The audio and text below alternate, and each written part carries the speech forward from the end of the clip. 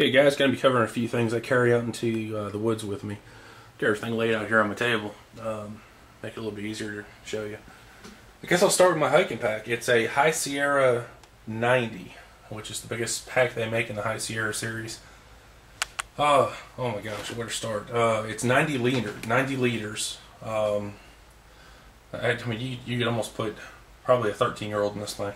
I'm not kidding you. It's pretty big. I'll start at the bottom. You get a pouch down here called the butt pouch, kind of, because anyway, you've got I always keep my food and my fire kit in there, along with a water filter. It's just it fills it up pretty good, and that's where I like to keep it. This outside pack here, I put my poncho, something that I need to get to pretty quick if it starts raining on the trail. I put it there. On the inner pocket of that one there's another pocket in here. I keep my canteen, which is over here. It's just a military style canteen. It comes with a little, I guess you'd call it a pot, to boil some water if you need to sanitize it and all that good stuff. I've got a Camelback 3-liter bladder in here. I'm going to be putting I think it's a 6-liter bladder in there as well, so I'll never run out of water. Now on top of this pack, it tells you it's got like a little 21 survival essentials. So that's a cool little thing. The thing I really like about this pack, on the bottom, it has a, it's like a little rain fly.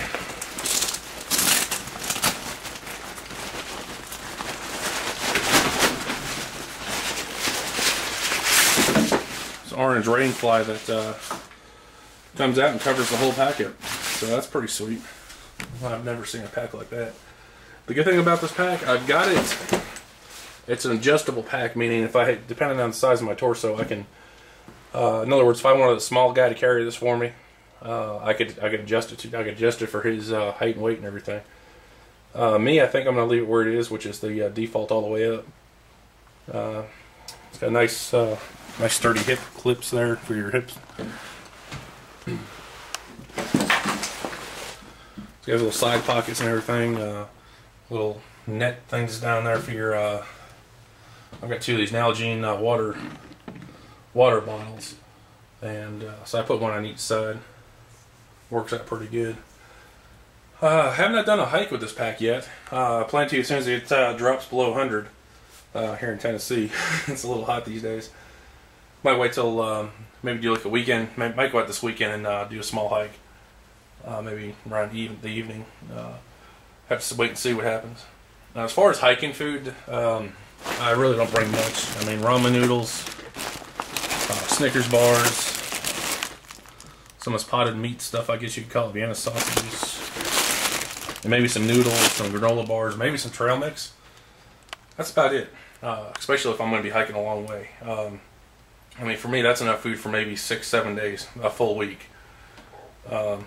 Which brings me to my next thing. I've got, if I need to catch something like a rabbit or a squirrel, I've got these snares that I made up with the simple leader material you can get from Walmart in the fishing department. And you kind of see that that's all it is, the fishing leader. I got a piece of 550 cord attached to it. To be successful with snaring, you need to have at least 10 to 15 traps set, snares I should say. Yeah, otherwise you're gonna have a hard time. The best thing to do when you're snaring is to try to find a trail if you can. Maybe see some footprints, animal tracks, small game. You know, pay attention during the daytime, see if you see any squirrel tracks or squirrels. You know, stuff like that. The next thing we'll talk about is my camp pillow, the Kelty camp pillow. Now, when I ordered this, it said various colors, which I was kind of. Didn't really want to get it, and I was like, I don't know, maybe we'll have to wait and see. And now they got it out of the package. The little, I guess it's like a little, it almost feels kind of like tent material almost. Real light bag, pretty small pillow. Has like a little liner thing in here. I guess maybe you could put another pillow in it. I don't know. Anyway, that's the Kelty pillow. I'll just stick this out of the way. Next thing I'm going to talk about is the knives I take with me. Depending on how far I'm going to hike, depends on which knife I take. We're over here. I've got two knives that I take with me. This right here is the Ka-Bar knife. I love the sheath on that. I absolutely love it. I always carry 550 cord in my sheath, just in case I need it. Which I always bring about 250 feet or so, just in case. But these are my two knives, Ka-Bar. It's got some use on it somewhere. I've used it baton and wood and everything before in previous camping trips. Haven't killed anybody with it yet.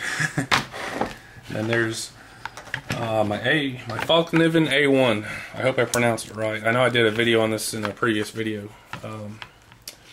Told y'all about this knife, but it's pretty sharp. It's the Falkniven A1. And it's the VG10 steel, laminated. It's sweet.